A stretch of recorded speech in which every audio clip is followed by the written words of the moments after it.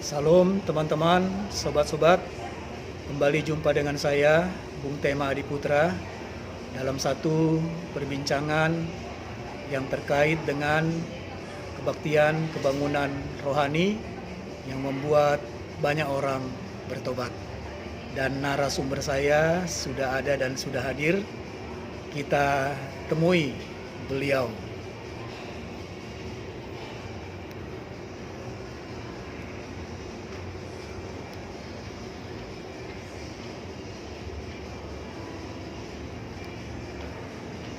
Ya, ini dia Pak Wismar Nainggolan. Salam Pak Wismar Nainggolan. Salam Bung Tema. Ya, terima kasih kehadirannya dan kesediaan Pak Wismar ya. Kita salaman dulu Pak. Puji Tuhan. Terima kasih Ya. Bung Tema. Baik. Teman-teman, sobat-sobat, Bapak Wismar Nainggolan ini puji Tuhan, diberkati Tuhan dengan berkat gelar akademis. Baik, kalau begitu supaya nggak salah, Bapak boleh ucapkan satu persatu Pak. Gelar akademis itu supaya banyak yang kenal. Mungkin Bapak perlu pakai kacamata, nggak apa-apa. Iya. Kita natural saja Pak. Natural Baik. saja, kita yang penting substansi pembicaraan. Ya, Puji Pak. Tuhan, sebenarnya gelarnya tidak sampai di situ, Ya. masih ada yang belum saya masukin. Boleh, Sebenarnya boleh ada Pak, nggak sekitar apa-apa. Sekedar 13 informasi.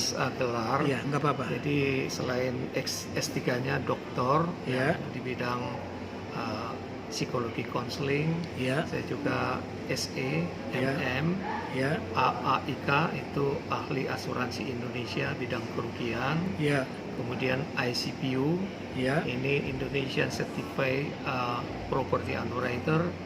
Ya. Kemudian AMRP itu ahli manajemen risiko perasuransian. ya, Kemudian CIIB itu Certified Insurance and Reinsurance Brokers. Ya. Kemudian ANSIF Senior Associate, ini gelar profesi bidang asuransi dari Australia dan New Zealand. ya. Dan kemudian terakhir itu adalah CIP, jadi itu gelar profesi juga terkait dengan bidang asuransi. Ya. Jadi sebenarnya ada yang lain tapi saya kira nggak usah disebutkan lah. Baik, Terima kasih. ya, baik. Jadi saya minta izin menyapa dengan singkat saja Pak Wismar Nainggolan ya Pak ya. Iya, terima kasih. Baik. Nah Pak, saya sungguh mengucap syukur pada Tuhan. Siapapun yang Tuhan berkati dengan berbagai gelar akademis itu adalah berkat. Setiap orang beda-beda berkatnya ya Pak ya. Dan saya juga sudah sedikit kenal Pak Wismar Nainggolan. Seluruh keberadaan Bapak itu untuk kemuliaan nama Tuhan. Amin. Ya. Dan pada saat ini kita akan berbincang tentang kebaktian kebangunan rohani yang saya tahu Pak Wismar Nainggolan memiliki satu pengalaman khusus. Bapak bertobat dari situ. Ya Pak ya.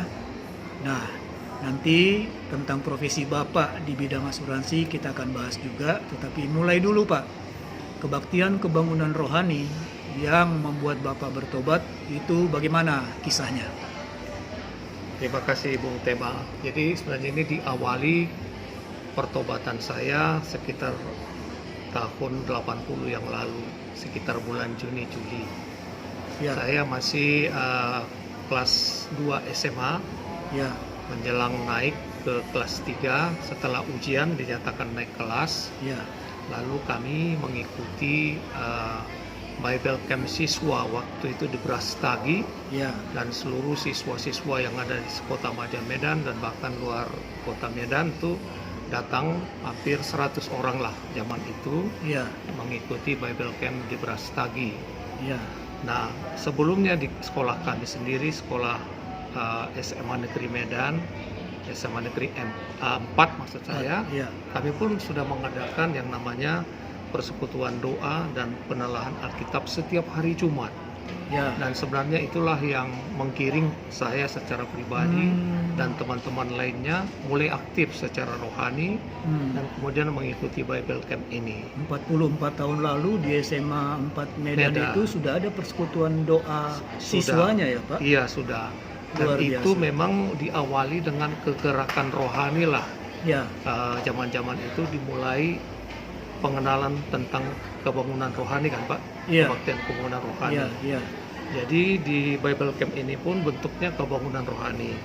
Walaupun udah mulai terpanggil di kelas 2 SMA itu, kemudian naik ke kelas 3 ikut Bible Camp itu, disitulah saya sungguh-sungguh merasakan panggilan Tuhan, Ya, perjumpaan dengan Tuhan secara pribadi, dan istilahnya disitulah saya mengalami pertobatan ya, dan juga kelahiran baru. ya, Jadi lewat kebaktian kebangunan rohani ini, saya betul-betul merasa ditempelak gitu ya. ya, Artinya dosa-dosa saya di masa muda, masa remaja, yang mungkin tidak perlu saya jelaskan di ya, sini. ya, ya, Pak, ya. Tapi di situ kemudian saya diingatkan bahwa saya orang berdosa. Ya. Dan lewat pelayanan KKR itulah saya mengaku dosa-dosa saya di hadapan Tuhan, mengalami kelahiran baru, dan setelah itu kemudian setiap minggu saya mengikuti persekutuan doa. Itu altar call ya, waktu itu ada ya. Ya, semacam Jadi altar Bapak call. ikut rame-rame maju. Rame-rame maju. Bapak Dan- menangis di situ pasti. Oh ya pasti, menyesali segala dosa pelanggaran kita, Ya. menerima Yesus sebagai Tuhan dan Juru Selamat. Hmm. Pulang-pulang dari situ Pak, saya menyanyi di sepanjang jalan. Dari Brastagi ke Medan. Karena ada sukacita yang Oh. saya tidak bisa sebutkan itu Iya, iya, gimana Ustaz. caranya, Iya. tapi meluap Meluap ya. sukacita Dan itu rajin baca sebelum-sebelumnya tidak pernah ada ya. firman. Tidak pernah ada itu. Jadi momentum ketika Bapak menyerahkan diri, mengaku segala dosa dan ingin diperbaharui di dalam panggilan altar call KKR itu langsung ada perubahan. Wah drastis sekali. Tapi saya kira bukan kekuatan saya itu, Amin. ya, tetapi Ya. itu kekuatan Roh Kudus yang merubah hidup Ya. saya, Ya. sehingga oleh kekuatan Roh Kudus jamahannya membuat hati terus bersukacita, meluap-luap dalam pujian juga. Ya. Jadi saya sering nyanyi rohani, Ya. memuji-muji Tuhan, semakin senang baca Alkitab, pagi, siang, malam, kadang-kadang rindu untuk baca firman. Itu Seperti kelas pengalaman saya. berapa itu Pak? Juni. Juni itu berarti saya udah naik ke kelas 3 awal, belum sekolah. Artinya baru terima Baru- raport kenaikan kelas. Kelas SMA ya. Ya, SMA. Baik, itu kita catat di perbincangan ini begitu ya. Iya, Baik. betul. Jadi ketika Bapak sudah mengalami sesuatu yang sangat berapi-api itu, adakah Bapak rasakan perubahan ketika kembali ke rumah dan hidup sehari-hari ke rumah bersama orang tua ataupun saudara-saudara? Ada perubahan apa itu, Pak? Iya. Jadi kebetulan kampung halaman kami itu kan di Padang Sidipuan, Pak. Iya. Tapanuli Selatan. Jadi waktu itu kan masih libur, Ya. lalu saya pulang. Lalu ketemu dengan orang tua saya. Hmm, Dan dalam hubungan dengan orang tua, mereka juga kaget. kaget. Karena saya setiap malam mengajak mereka untuk melakukan persekutuan doa setiap Langsung, malam. langsung. Saya Dulu tidak pernah. belum pernah. Jadi saya yang bawa firman, saya tidak tahu juga gimana saya bisa melayani padahal masih Puji baru-baru Tuhan. kan. Iya. Jadi di rumah kami itu ada namanya organ yang masih di engkol itu Pak. Tahu. Jadi saya kebetulan ada keahlian sedikit di situ. Jadi Iya. kami bikin ibadah, saya yang iringin pakai organ apa itu, Iya. yang di engkol itu. Kemudian saya baca firman Tuhan, lalu saya memberikan penjelasan kepada orang tua saya. Padahal Hah, saya juga masih baru bertobat kan Pak. ya. Tapi ya itulah pekerjaan Roh Kudus yang saya kira. Itu di rumah dan juga susunan anggota keluarga, Bapak berapa bersaudara? Kami 9 bersaudara. Posisi Bapak anak keberapa? Saya anak ke-7. Ya. Cuman kalau saya pulang kampung itu kebetulan saudara-saudara udah pada merantau semua. Jadi Oh. cuman saya yang pulang ketemu Iya. dengan kedua orang tua saya. Ya. Dan ini bukan kesaksian saya, tapi yang sedengarnya dari orang lain. Ya. Ibu saya berbicara sama papa saya. Saya di dalam kamar. Saya Iya. tidak mereka tahu kalau saya dengar. Ya.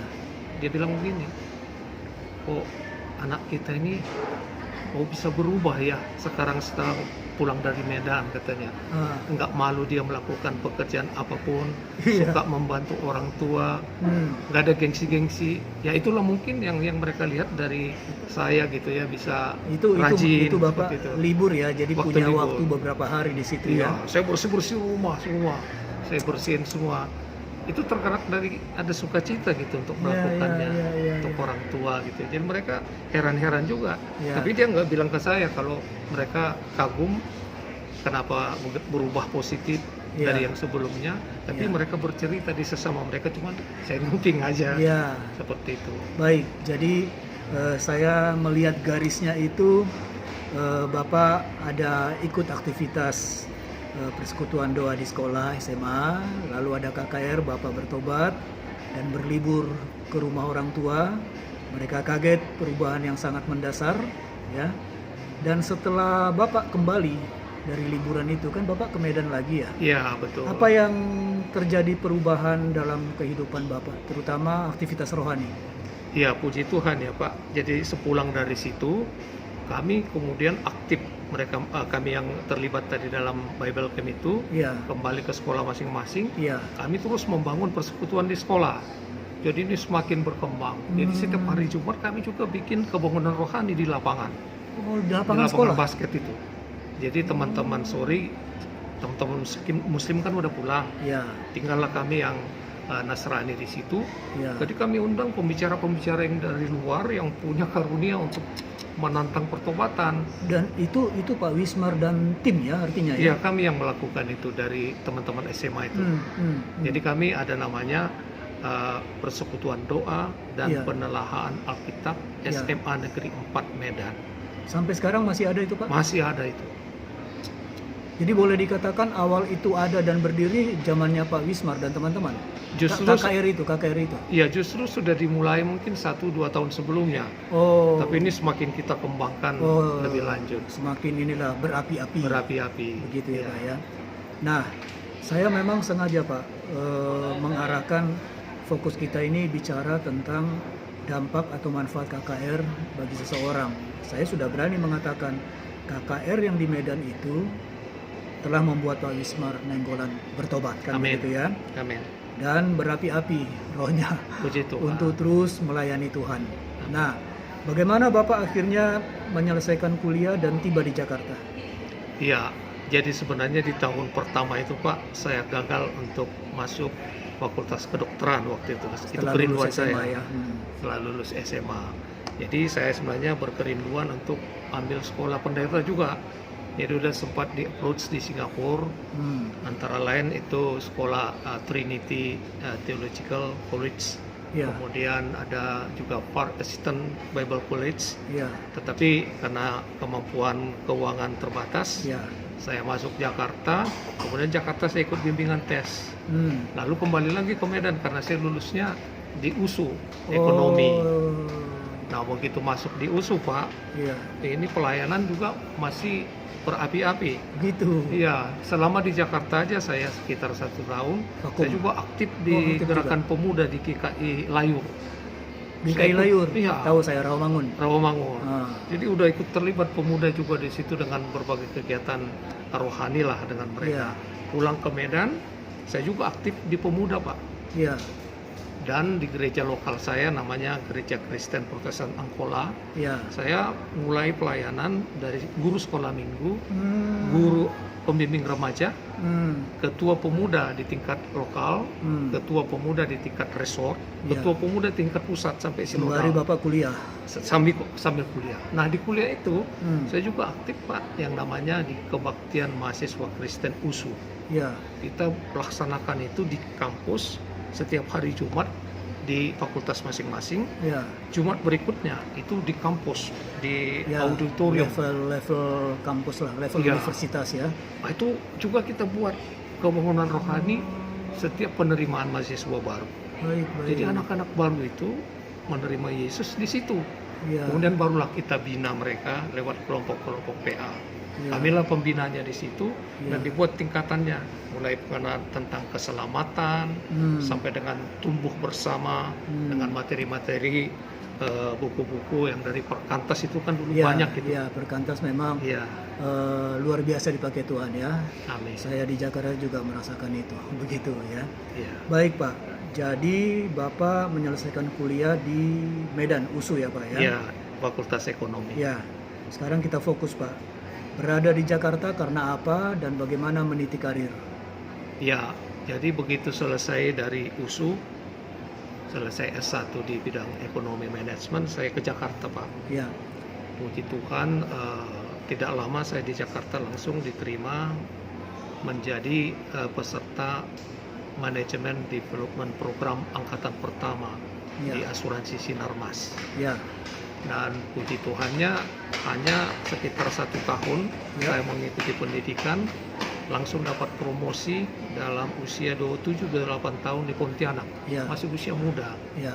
Udah dapat kepala cabang waktu itu, kemudian pindah lagi dapat promosi ke Samarinda, Ya. kemudian ke Semarang. Jadi saya kurang lebih 10 tahun meniti karir di Sinarmas waktu itu. Ya. Namun dalam perjalanan itu Pak, banyak sekali godaannya Pak, terus terang. Ya, apa itu? Pokoknya kalau kita di bisnis asuransi ini Bisnis kan, asuransi? godaannya kan sering dalam memberikan servis ke bisnis partner kita Ya. maupun klien-klien kita kan, ya kalau sekedar sarapan pagi, makan siang, lunch atau dinner itu kan biasa Pak. Biasa. Tapi kalau kita sudah mengarah memberikan servis-servis Yang dengan lain. yang lain, Yang sifatnya bunga-bunga dan madu lah, Nah, tanda itulah. petik ya. betul. Oh. Itu tidak mudah Pak untuk saya melepaskan godaan dari situ. Tapi Iya. puji Tuhannya dengan dibekali tentang kebenaran firman Tuhan. Iya. Jadi sejak saya pemimpin di asuransi itu, Iya. saya tidak mau terlibat melakukan hal-hal semacam itu. Puji Tuhan, Pak. Saya langsung terus terang sama mereka, maaf, Oh. saya untuk night club main-main perempuan saya tidak bisa. Baik, baik. Jadi ketika diundang atau diajak, saya tidak mau. Ya. Maaf gitu. Ya. Sehingga memang ada juga dampak-dampaknya memang. Ya, tahu Pak. Iya. Ya, ya, biasa itu kan terkait dengan pergaulan sosial ya, Pak ya. Ya, betul. Dan kedalaman relasi ya. Betul. Biasanya nanti agak terganggu itu. Iya. Karena kita tidak ikut arus kan begitu Tidak ya. ikut arus kita. Ya, baik. Jadi Pak, Bapak murni ya Pak ya, setelah tamat kampus itu Bapak langsung mulai di bidang asuransi ya. Dan Betul. sampai saat ini Sampai sekarang. apa yang tepat disebutkan ke Bapak ini? Praktisi asuransi, konsultan atau apa sampai saat ini? Praktisi asuransi lah. Ya. Lebih pas. Dan masih bekerja di satu perusahaan asuransi saat ini ya Pak ya? Ya, kalau saya hitung-hitung Pak, ini puji Tuhan sebenarnya teman-teman saya udah pada pensiun kebanyakan. Ya. Tapi saya masih diberikan kemurahan oleh Tuhan, masih terus bekerja Ya. sebagai presiden direktur Ya. salah satu perusahaan gitu. Ya. Jadi saya sudah melewati sekitar 7 perusahaan Pak. Berapa? 7 perusahaan. 7 perusahaan. Dan selalu Tuhan tempatkan saya di posisi number 1. Oke. Umpamanya waktu di cabang, saya Ya. kepala cabang. Ya. Waktu di wilayah, saya kepala wilayah. Ya. Waktu masuk Jakarta, saya menjadi presiden direktur. Ya. Jadi saya ini udah presiden direktur ketiga di 3 perusahaan yang berbeda. Ya. Itu berkat Tuhan sekali. Itu ya? berkat Tuhan, bukan karena Tidak kekuatan dikasih saya. ekor tapi kepala. Ya, Ah, puji Tuhan. ya, baik Pak. Jadi dalam posisi seperti itu, toh Bapak tetap aktif dalam berbagai pelayanan. Ya Pak ya? Betul. sekali. Ya, artinya Bapak sudah menyelesaikan seluruh skill ataupun sertifikat dan gelar akademis, tapi Bapak juga ambil S3 jadi doktor bidang konseling Kristen, begitu Pak ya? Nah, Iya. apa tambahan kegiatan Bapak saat ini dalam aspek kerohanian? Mungkin ada komunitas-komunitas rohani yang Bapak ikuti? Ya, terima kasih Pak. Jadi sebelumnya waktu kami di kota-kota lain sebelum masuk Jakarta, sebenarnya saya sudah majelis ya Pak ya, Iya, di satu gereja. Tapi kan kemajelisan saya itu ada periodenya Pak. iya betul. Nah, setelah 2 periode 10 tahun, saya kemudian tinggalkan karena fokus ambil S2 waktu itu. Iya, Lalu dilanjutkan istri saya, kebetulan dia juga terpilih. Jadi Hmm. sampai sekarang istri saya masih majelis. Hmm. Lalu saya banyak melayani di luar. iya, Jadi di luar itu, apalagi zaman-zaman COVID iya. 3 tahun yang lalu Pak. Ya. Waduh, Ini banyak ngomong-ngomong, sekali. Bapak dan istri dalam konteks ikut jadi pengurus majelis itu di Jakarta ya, gereja? awalnya kami di gereja GPIB Ya, ya. di Semarang dulu. Oh, Kemudian lanjut lagi ke sini, itu di GPIB Paulus kami. baik ya. Tengnya. Nah, jadi Bapak ternyata berbagi ya, lebih banyak aktivitas komunitas rohani di luar begitu. Apa Iya. itu? Apa itu? Jadi di luar ini, yang pertama ada namanya Kingdom Family, Ya. The Word Every Day. Hmm, Jadi ini kami punya komunitas berpusat di Singapura Pak. ya, Jadi zaman COVID itu setiap malam itu Pak kita sharing firman Tuhan, gantian itu bawa firman di situ. Tiap malam. Tiap malam. Itu ada pesertanya di Manado, di Jakarta, Betul-betul benteng di kekuatan Amerika, rohani ya. di Amerika sama di Singapura. Ya. Itu yang pertama. Hmm. Yang kedua, saya juga ikut yang namanya Worldwide House of Prayer Indonesia. Ya. Ini juga berpusat di Singapura, Ya. tetapi ini seluruh dunia Pak. Ya. Jadi ada di 6 benua, 3 di atas, 3 di bawah, Hmm. dan itu juga hampir setiap minggu kita ada pembinaan semacam itu dan berrelasi dengan orang-orang asing gitu kan. Ya. Lalu di komunitas kami selaku mahasiswa STTIK Ya. juga punya prayer warrior namanya Ya. Pak. Ya. Itu juga setiap malam Bapak bisa bayangin Ya. ngikutin semua banyak kegiatan, tapi dengan sukacita Sukacita. bisa saya ikuti semua. Tak ada lelah-lelah. Tidak ada lelah-lelahnya, Ya. sangat sukacita, apalagi di masa-masa COVID itu kan Ya. mengerikan juga kan Pak. Ya. Ya. Lalu saya juga aktif di komunitas asuransi. Hmm. Di situ juga ada persekutuannya, namanya persekutuan karyawan Kristen Nasional gitu. Ya. Nah, saya juga di sana sebagai penasehat. Saya juga banyak melayani, memberitakan firman Tuhan di sana gitu. Hmm. Masih ada beberapa lain yang Baik, mungkin saya ya, nggak bisa baik. jelaskan ya. Ya, Cukup saya banyak. mau memperdalamnya begini Pak. Iya. Apa yang menjadi catatan kehidupan Bapak? Momentum Bapak merasakan terpuruk sekali kehidupannya, mungkin rohani juga sedikit menurun, tetapi juga ekonomi juga hancur-hancuran, tetapi Tuhan sungguh baik karena Bapak telah ditangkap waktu KKR di Sumatera dulu. Amin. Bapak bisa bangkit, tidak tergeletak, bangkit dan berjalan kembali. Satu momentum Bapak bisa ceritakan singkat. Iya. Saya meyakini firman Tuhan di Filipi 4 ayat 13 itu Pak ya. Ya, ya. Segala perkara dapat kutanggung Amin. dalam Dia memberikan kekuatan Ya. kepadaku. Amin. Kekuatan dari Yesus sendiri. Yes. Jadi persis pada COVID kemarin, Ya. saya kehilangan pekerjaan Pak. Oh, ya, ya. Jadi- Dan banyak orang kehilangan juga ya, Dan Pak. banyak sekali kehilangan pekerjaan, Ya. dan bayangkan dengan ketiadaan pemasukan hampir 3 tahun, Ya, ya, ya. ya kan, harus menghidupi keluarga, Ya, kan? ya, Itu tidak mudah. ya. Selain itu, kami juga harus ikut mendukung orang tua, Aduh. baik mertua maupun ibu saya sendiri. Ya, ya, ya, Dalam ya. keadaan uang tidak ada pemasukan sama sekali. Oh, ya, Jadi ya, kalau istilahnya seperti sandwich, jadi Tahu. kami generasi sandwich lah. ya. Kita masih bertanggung jawab ke atas dan masih bertanggung jawab ke bawah, Kegencet. kegencet, berat kan itu kan. Tapi puji Tuhan dalam masa-masa sulit seperti itu, Ya. justru disitulah kami banyak aktif dalam persekutuan-persekutuan. Ya. Jadi banyak berdoa, banyak dihibur oleh teman-teman, Hmm. dikuatkan oleh kebenaran firman Tuhan, terus melayani Tuhan tanpa lelah. Hmm. Dan kemudian saatnya, itu baru persis 7 bulan yang lalu Pak, Ya. Tuhan kembalikan kembali posisi saya Ya. menjadi presiden direktur Ya. di salah satu perusahaan. Ya. Kemudian ada tambahan-tambahan kegiatan lainnya yang Ya. mendatangkan berkat, Baik. yang hari-hari ini mungkin kalau saya ceritakan panjang Baik, sekali Pak, ya, tapi inti. luar biasa karya Ya, Tuhan ya. dalam kehidupan kita. Baik. Kalau kita mau berserah kepada Tuhan. Amin. gitu ya. Jadi Pak, Bapak sudah terbuka kepada saya bahwa ada memang satu momentum yang keterpurukan dan hanya karena kasih karunia Tuhan kita terpelihara ya Pak ya. Amin. Itu kalau dibikin cerita bisa berjam-jam itu Pak. Betul Tapi sekali. biarlah itu jadi satu catatan rohani dalam kehidupan Bapak sekeluarga. Amin. Buktinya pada waktunya akhirnya kembali lagi jadi pimpinan Tuhan satu perusahaan. pulihkan. Dan itu bidang asuransi ya. Juga sama. Baik. Di bagian akhir ini saya ingin ada satu yang benar-benar Pak, pesan yang boleh menjadi pencerahan lebih dalam ya Pak ya. Ya.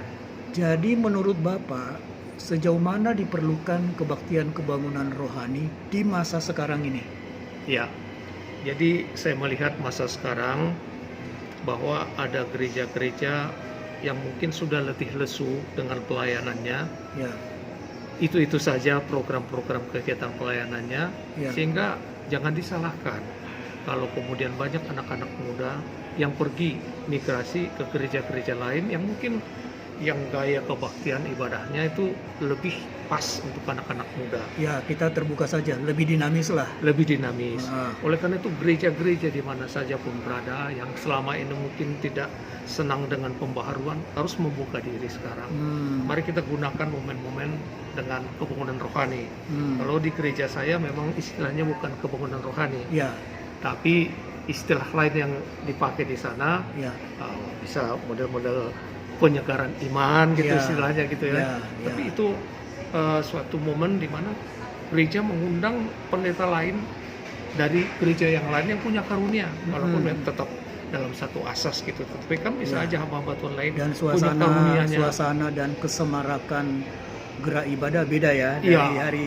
Minggu biasa gitu Betul, ya. dibuat sesuatu yang baru ya. Ya. Kemudian anak-anak Variatif muda dan kreatif. setuju sekali Ya, semacam itu. baik.